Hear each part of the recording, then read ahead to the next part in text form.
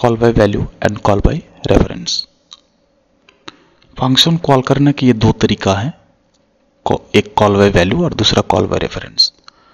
Call by value में क्या होगा कि जब फंक्शन कॉल होगा तो पर्टिकुलर वैल्यू पास होगा, may be integer, floating point, character, double, ये सब। और कॉल बाय रेफरेंस में क्या होगा कि एड्रेस पास होगा। जो डेफिनेशन यहाँ पे बताया गया कि while calling a function a value is passed from actual argument to formal argument and modification of formal argument doesn't modify the actual argument।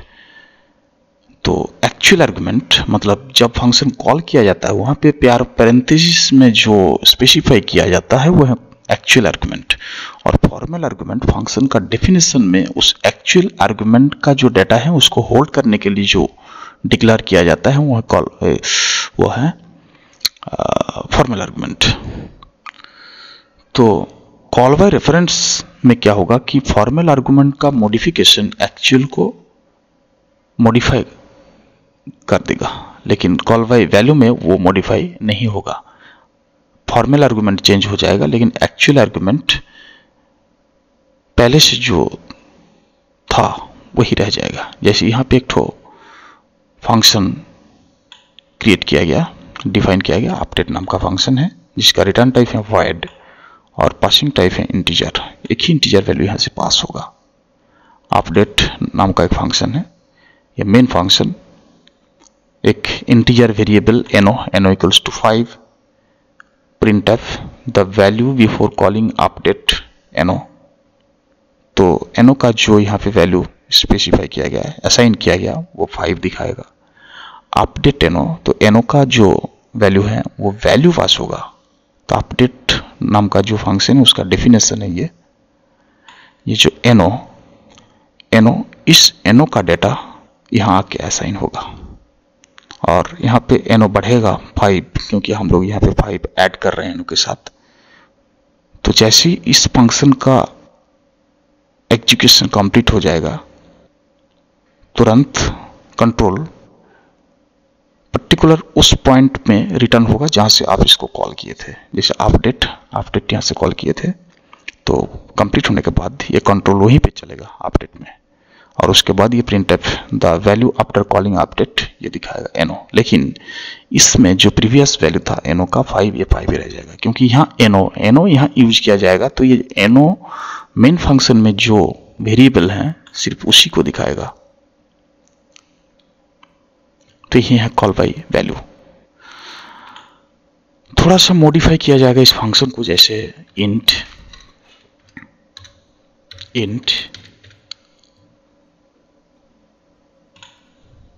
That means हम लोग एक वैल्यू यहां से रिटर्न कर देंगे, रिटर्न no। तो इसमें भी बात वही है कि ये रिटर्निंग वैल्यू आके स्टोर होगा अपडेट में, उस फंक्शन में आके असाइन होगा, no में नहीं। तो इसीलिए no का जो डेटा था वही रह जाएगा। रन करके अगर दिखा जाएगा 5 यहाँ पे चेंज हुआ no, लेकिन ये रिटर्निंग वैल्यू आके स्टोर हुआ अपडेट में, no में नहीं, इसीलिए no 5। और जब ये void था तो void में भी सेम वही बात है, void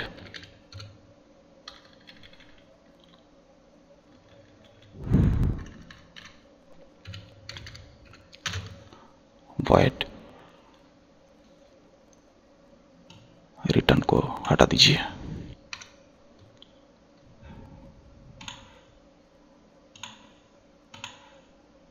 सेम 5।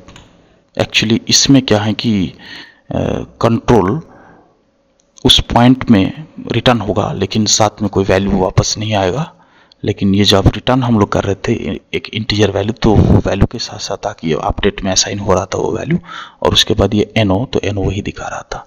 लेकिन ये जो इंट रिटर्न करने के बाद इंट हम लोग यहाँ पे no में वही वैल्यू डाल देंगे।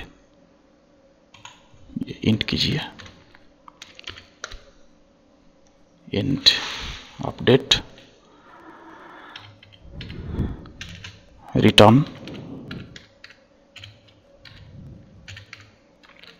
रिटर्न एनो, तो इसमें चेंज हो जाएगा, एनो का वैल्यू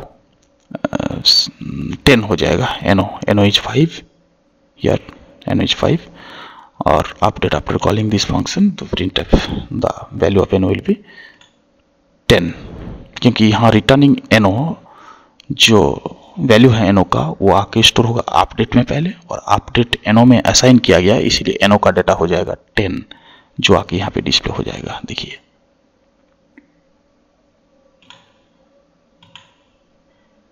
5 और 10 कॉल बाय वैल्यू, दोनों कॉन्सेप्ट कॉल बाय वैल्यू, आप रिटर्न कीजिए या छोड़ दीजिए, ये कॉल बाय वैल्यू ही है।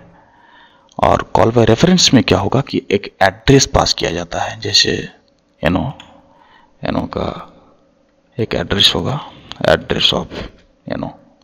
तो जब एड्रेस यहाँ से पास होगा तो ये जो फॉर्मल आर्गुमेंट, इसको एक पॉइंटर होना बहुत जरूरी है, क्योंकि इस एड्रेस को होल्ड करने के लिए पॉइंटर ही एक उपाय है।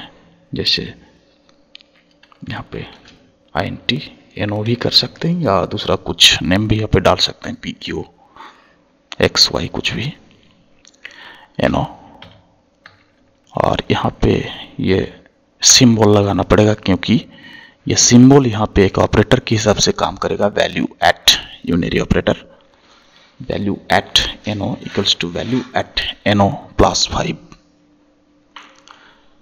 Value at ano equals to value at ano plus 5। आप रिटर्निंग छोड़ दीजिए void,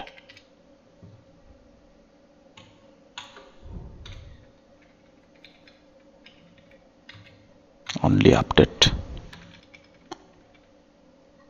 void, ओके। और एक मॉडिफिकेशन थोड़ा सा, int स्टार, क्योंकि जब एड्रेस पास होगा तो इसका पासिंग टाइप होना चाहिए इंटीजर पॉइंटर डाटा टाइप। तो यहां से क्या होगा कि printf the value before calling update %d ano no doubt 5 and update address of ano, इस एनो का एड्रेस पास होगा, तो एड्रेस जब पास होगा इस पॉइंटर में आके वो एड्रेस असाइन हुआ, और value at ano means value at that address, ano का जो एड्रेस हुआ आके असाइन हुआ है, तो वैल्यू एट एनो मतलब एनो का वही data equals to value at एनो, दैट इज 5, 5 प्लस 5 10। यहाँ पे रिटर्न करने का कोई जरूरत नहीं है, लेकिन वो एक्चुअल आर्गुमेंट अफेक्टेड हो जाएगा, ये जो है चेंज हो जाएगा। यहाँ से रन कीजिए, 5 और 10 विदाउट रिटर्निंग हम लोग एक्चुअल आर्गुमेंट का जो वैल्यू है उसको मॉडिफाई कर सकते हैं थ्रू फॉर्मल आर्गुमेंट।